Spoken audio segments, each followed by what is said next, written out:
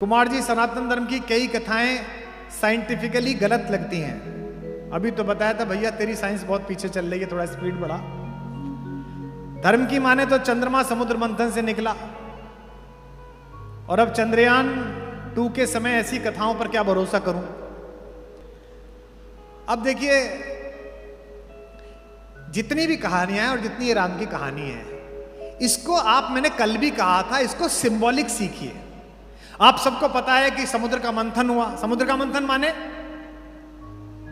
देवताओं ने और असुरों ने कहा यार इसमें बहुत माल पड़ा है, निकाल लेते हैं। ये कैसे पता था कि तेल कहां निकलेगा? सैटेलाइट के बाद से पता चलना शुरू हुआ। आज भी बहुत सारा भारत में आयरन ओर पड़ा हुआ है, जगह जगह गोल्ड पड़ा हुआ है, पता नहीं है, निकालेंगे। जब समुद्र मंथन हुआ तो आप सबको पता है कि 14 चीजें निकली। पता है आपको? विष, कामधेनु, उच्चैश्रवा नाम का एक घोड़ा, ऐरावत नाम का हाथी जो इंद्र ने ले लिया, कौस्तुभ नामक मणि, कल्पवृक्ष, अप्सरा निकली रंभा, उसके बाद लक्ष्मी निकली, उसके बाद वारुणी यानी कि शराब निकली, फिर चंद्रमा निकला, फिर पारिजात का पेड़ निकला, पांचजन्य नामक एक शंख निकला जो भगवान श्री कृष्ण के पास चला गया, और धन्वंतरी निकले अमृत का कलश लेकर। पता है सबको 14 रत्न निकले। आज तक आपने 14 रत्न सुने होंगे। मुझे यह बताइए ऐसे क्यों निकले कि पहले विष निकला फिर कामधेनु निकली? ऐसे भी तो होता था, पहले कामधेनु निकल आती, बल्कि ज्यादा अच्छा होता पहले शराब निकलती, पीपा के छुट्टी। पहले कालकूट विष निकला। यह समुद्र मंथन मूलतः आपकी आत्मा का मंथन है। आत्मा क्या है? परमात्मा यानी कि समुद्र। और हम कौन है? बूंद। अगर हमने अपनी आत्मा का मंथन ठीक से कर लिया तो हमारे अंदर से ही ये 14 रत्न निकलेंगे। पहला रत्न कालकूट विष, यानी कि अगर आपने अपनी यात्रा के पथ में दुनिया का उपहास, दुनिया की निंदाएं, इसका विष पी लिया और आगे चले तो यात्रा प्रारंभ हो गई। पहला रत्न आपका।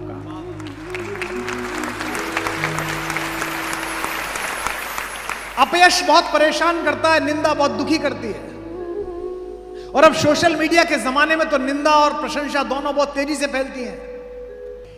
मेरे को अभ्यास है कि मैं कई बार खुद लिखता हूं, फेसबुक पे कोई लिखना होता है। बंबई जा रहा था, मैंने कुछ लिखा, मेरी आदत है, जो मुझे फॉलो करते हैं वो देखते हैं, मैं लिखने के बाद 3-4 बिंदी लगाता हूं, वाक्य समाप्त नहीं करता, यानी कि कहता हूं आगे बढ़ेगी बात। तो मैंने 5 बिंदी लगाई और उसी मैटर को कॉपी करना चाहा कि इसी मैटर को इंस्टा पे लगा दूंगा। वो गलती क्या हो गई, कॉपी की जगह कट जब गया और कट करके मैंने वो पोस्ट कर दिया। उसी समय वो बच्ची बोली कि सर मोबाइल बंद कर लीजिए, तो मैं चेक भी नहीं कर पाया। अब हालत यह कि 5 बिंदी लगी हुई है और पोस्ट हो गई। आपको आश्चर्य होगा, मैं बंबई उतरा तो मैं 10 मिनट तक हंसता रहा। नीचे 2700 कमेंट। यही तो विद्वान आदमी की पहचान है। हा हा हा। कुमार जी मन जीत लिया।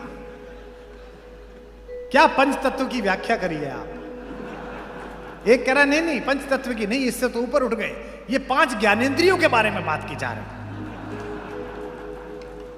ये कालकूट विष है अपमान का, यह जगत की निंदा का विष है। अगर आपने इसे जीत लिया, पहला रत्न, अगला रत्न जो आ रहा है उसे भी आप देखेंगे। अगर आपने इसे जीत लिया तो आपको क्या मिलेगा? कामधेनु, यानी कि आपको प्रतिभा की कामधेनु प्राप्त होगी। जब चाहा प्रतिभा का दूध निकाला और जगत को पिला दिया, तब आपको प्राप्त होगी। तीसरी चीज क्या हो गई? अब आपको प्रतिभा भी मिल गई। तीसरी चीज निकली समुद्र मंथन से उच्चैश्रवा नाम का घोड़ा, यानी कि आपने जगत की निंदा से भी खुद को बचा लिया कि लोग क्या कहेंगे, और आपने प्रतिभा को भी साध लिया कामधेनु के रूप में कि 24 घंटे मेहनत आप कर सकते हैं। तो फिर आपके संकल्पों को ऐसी गति मिलेगी जैसी उच्चैश्रवा नामक पंख जड़े हुए घोड़े के माध्यम से मिलती है। और अगर आपने संकल्पों को गति ले ली तो चौथी चीज क्या निकली थी? ऐरावत हाथी, यानी कि आपकी संघर्षों के ऊपर आपको एक जगह मिल जाएगी कि अब आप ऊपर बैठ गए। हाथी की क्या गति है? हाथी गांव में आता है, आपने एक बात देखी होगी, हमारे गांव में आता था, आप पता नहीं गांवों से कितने लोग यहां हैं। हाथी जब भी गांव में आता था, सारी महिलाएं दरवाजे पे आ जाती थी, गणेश जी आ गए, कोई ईख ला रहा है, कोई कुछ ला रहा है, कोई पैसे दे रहा है।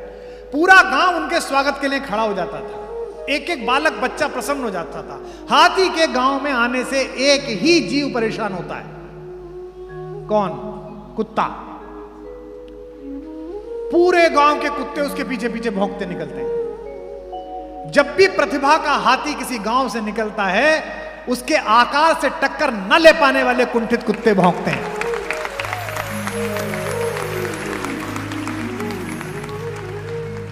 और आश्चर्यजनक बात देखो, ये कुत्ते आगे नहीं भौंकते, ये पीछे भौंकते हैं। इन्हें पता है कि आगे अगर आ गए तो यहीं से उस लोक जाओगे जहां की कामना है। ये कुत्तों का स्वभाव है कि प्रतिभा का हाथी जब भी जगत की वीथियों से निकलता है तो पूरे गांव के रास्ते भौंकते हुए जाते। वो इस बात से नाराज नहीं है कि हाथी क्यों आया, वो इस बात से नाराज है कि इसको इतना सम्मान क्यों मिल रहा है।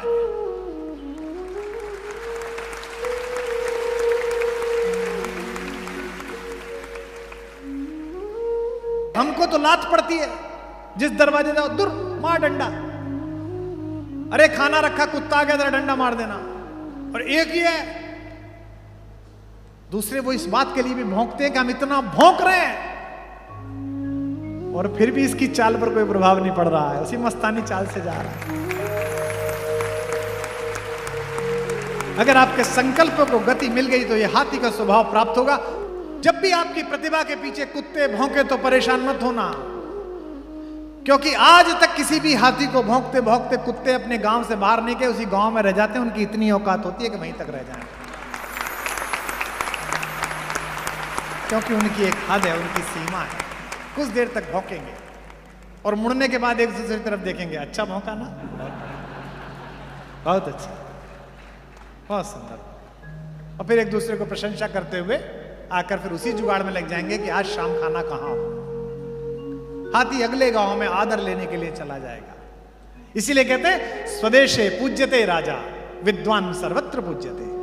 राजा का सम्मान तो अपने देश में होता है, विद्वान का सम्मान हर जगह होता है।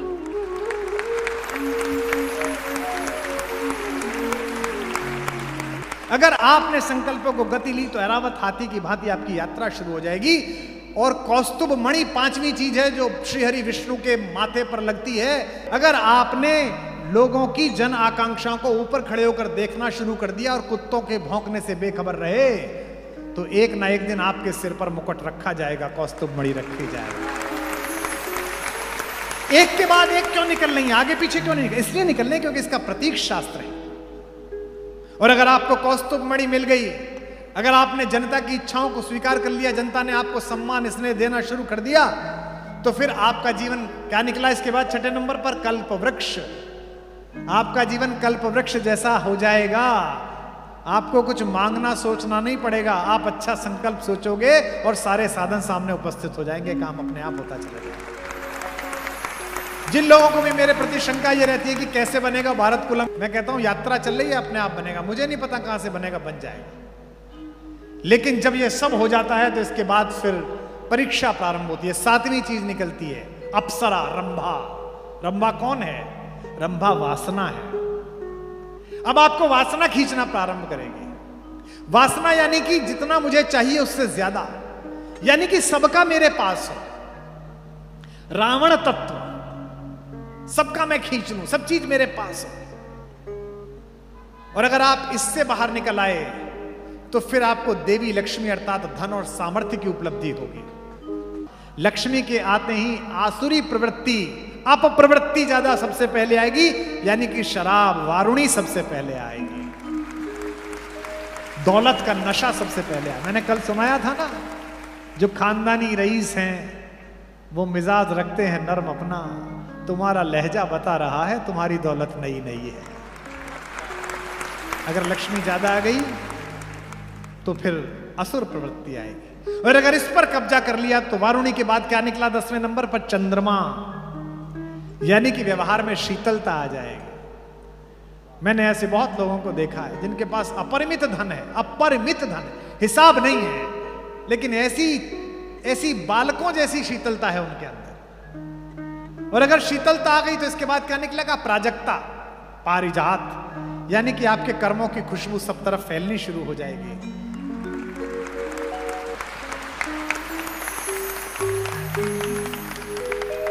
और अगर ये फैल गई तो 12वें नंबर पर क्या निकलेगा? पांचजन्य, यानी कि उद्घोष, पूरे विश्व में आपकी कीर्ति फैल जाएगी कि क्या अद्भुत आदमी है। और इसके बाद निकलेंगे धनवंतरी, अमृत को लेकर, यानी कि एक समय ऐसा आएगा कि आप अपनी इच्छाओं से ऊपर उठ जाएंगे और आपकी आत्मा में, आपके शरीर में, आपकी जिह्वा में, आपके धन में ऐसा अमृत तत्व होगा कि जो दुखी आपके दरवाजे पे आए, आपके पास आए, उसका उपचार हो जाए, उसका जीवन सफल हो जाए। ये 14 रत्न। पर समस्या यह है कि तुम अपने धर्म ग्रंथों को पढ़ नहीं रहे हो, तुम अपने बुजुर्गों के पास बैठ नहीं रहे हो, तुम अपने व्याख्याकारों में आस्था नहीं रख रहे हो, और फिर कहते हो ये प्रश्न मुझे देकर कि मैं कैसे भरोसा करूं कि चंद्रयान ऊपर पहुंचे। हमारी हालत बताए कैसी है तुम्हारी, हमारी। मुझे बहुत लोग मिलते, कुमार जी हमारे घर में बड़ा धर्म का सब कुछ है जी। अच्छा जी, अच्छा, बहुत अच्छा मंदिर हमारे यहाँ बना हुआ है, रोज पूजा होती है जी, पंडित जी आते हैं रोज। अच्छा जी, मैं गया, बड़ा सुंदर मंदिर, भगवान बीच में विराजमान है, बहुत सुंदर, बड़ी अच्छी लाइटिंग, बड़ा अच्छा इंटीरियर। रात को उनके यहां भोजन था, 9-10 बजे भोजन हुआ। 2 बच्चे ऊपर थे, उनको आवाज दे रहे थे कि नीचे मिलने, वो आए ही नहीं। जब जाने लगा तो वो बचने की कोशिश कर रहे थे 11:30 बजे, क्योंकि उनके परिवार की एक बालिका सामने से उतर के आ रही थी। वो जिस अवस्था में थी और जिन खुशबुओं से भरी हुई थी, वो नहीं चाहते थे कि मैं देखूं। तो फिर कैसे ये बात है? इतना धर्म है, इतनी पूजा है, फिर ये कैसे हो गया भैया? एक बुढ़िया का बेटा विदेश चला गया, विधवा बुढ़िया का बेटा, नौकरी करने के लिए। उन दिनों टेलीफोन थे नहीं। 1-2 साल तो बुढ़िया ने, बेचारी ने काम चलाया। जब सब पैसा खत्म हो गया तो भीख मांगने लगी। 2-4 साल भीख मांगती रही। किसी ने कहा बुढ़िया से, अम्मा तेरा लड़का इतना नालायक निकला, गया नौकरी करने के लिए तो तेरी तरफ देखा भी नहीं। नहीं भैया ऐसा नहीं है, चिट्ठी भेजता है। बोले पैसे नहीं भेजता? बोले ना चिट्ठी भेजा है, कुछ रंगीन से कागज भेज दे, मैं तो उन्हें सजा के रख लूं कि बच्चे ने रखी है। बोले क्या कागज है? अंदर गए, जाके देखा तो ड्राफ्ट लटके हुए थे 10-10 हजार रुपए के। भीख मांग रही थी, लेकिन ड्राफ्ट होता है ये पता ही नहीं था कि इसी से धन निकलता है। इस देश के सनातनियों, तुम्हारे घर में करोड़ों के ड्राफ्ट रखे हुए हैं धर्म ग्रंथों के रूप में, और तुम भीख मांग रहे हो।